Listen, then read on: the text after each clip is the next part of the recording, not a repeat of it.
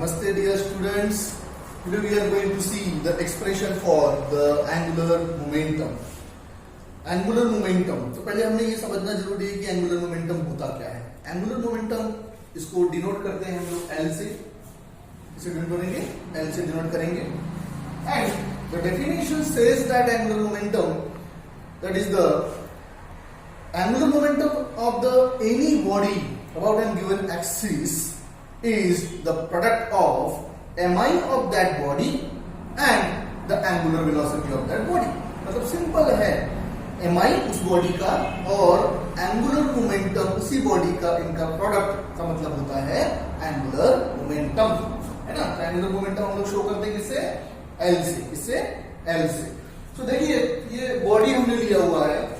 So this is, you can say that rigid body. ये rigid body है, definition हमने देखा हुआ था. ओके, सो रिजिड बॉडी है. इसमें आप देखेंगे कि ये रोटेटिंग है, रोटेट कर रही है, इसका एक्सिस O है, तो इसका एंगुलर वेलोसिटी क्या रहेगी? कांस्टेंट रहेगी सारे पार्टिकल्स के लिए. और इसका mi, और क्या रहेगा इसका mi. सो देखिए एंगुलर मोमेंटम क्या होता है? It is a product of the moment of inertia of that body and the angular velocity of that body, है ना. उसी बॉडी का मोमेंट ऑफ इनर्शिया और एंगुलर वेलोसिटी का प्रोडक्ट, मतलब क्या होता है? Angular momentum. चलो एक्सप्रेशन देखते हैं. सो देखिए हमने क्या किया है, we have taken a rigid body. So it consist of a number of particles. It consists of a number of particles. This rigid body rotates with the constant angular velocity. So all the particle is having the constant angular velocity. सारे particles velocity कैसे रहेगी? Constant रहेगी. कौन सी? Angular, but not linear. Linear velocity for each particle is different. हमने previous expression में देखा था, है ना. तो उसमें जो linear velocity रहती क्या होती है? हर एक particle की different होती है उसमें, ठीक है. देखिए यही कहा है एक्सप्रेशन में, देखते हैं. Consider rigid body rotating about an any axis, that is O, rotating with the constant angular velocity, that is the omega. Okay, now suppose that the body consists of a number of particles. Body में क्या है? Number of particles having masses m1, m2, m3 and m4. Previous है, पहले भी देख चुकी है ये सब चीजें, ठीक है. सो दैट, और या फिर आपको फिर से चाहिए तो पिछले वाले जो वीडियोस हैं उसको आप जाके फिर से एक बार देखिए, आपको एक स्ट्रक्चर समझ में आ जाएगा. तो हमने बॉडी लिया हुआ है, बॉडी में नंबर ऑफ पार्टिकल्स है. तो उसमें से कुछ पार्टिकल्स हमको चूज करना पड़ेगा. तो हर एक पार्टिकल का मास होगा m1, m2, m3 up to the mm तक होगा, है ना. And this particle is placed at a distance of r1, r2, r3 up to the rn from the axis. Okay, और जैसे कि मैंने कहा कि एंगुलर वेलोसिटी जो है ये कांस्टेंट है, but linear velocity is different for each particles. That's why v1, v2, v3 up to the vn. Okay, fine. So this is our construction. Now the linear velocity of the first particle. पहले particle की linear velocity याद होगा, हमने circular motion में देखा था, v is equal to r omega. So we will take here v1 r1 omega. Fine. Now, according to definition, we know that linear momentum. What is linear momentum? It is a product of mass and its velocity. Linear momentum क्या होता है? It is a product of mass and its velocity. So, linear momentum v equals to mv होता है. पहले particle के लिए लेंगे हम लोग, तो p1 is equal to m1 v1 हम लोग बोलेंगे, ठीक है.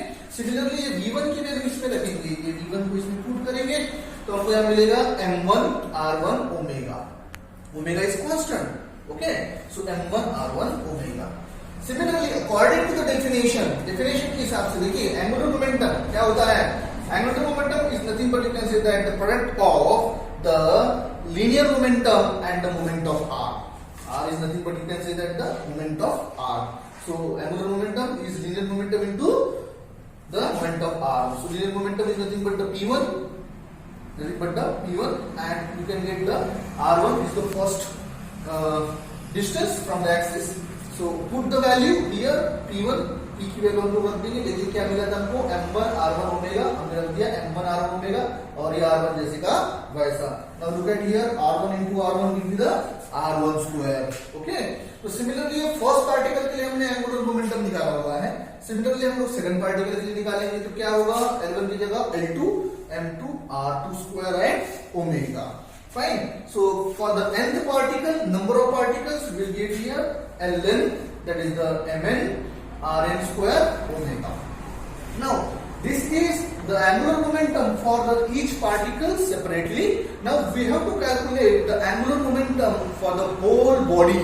Okay, so what we do here, the angular momentum of the whole body is the sum of the all the angular momentums of each particle, isn't it? तो हम लोग यहाँ पे लेंगे L1 plus L2 up to the Ln लेंगे.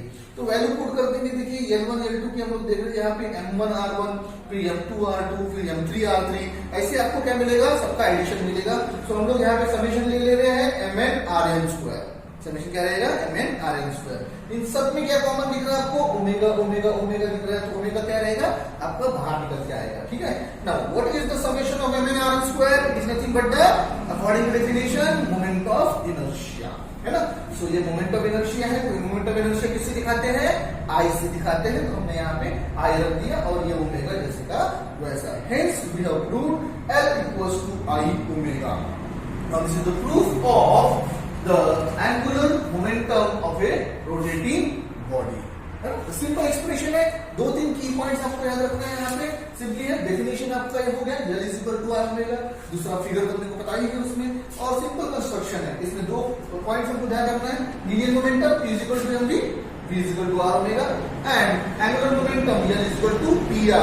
p क्या है, linear momentum. r क्या है, मोमेंट ऑफ r.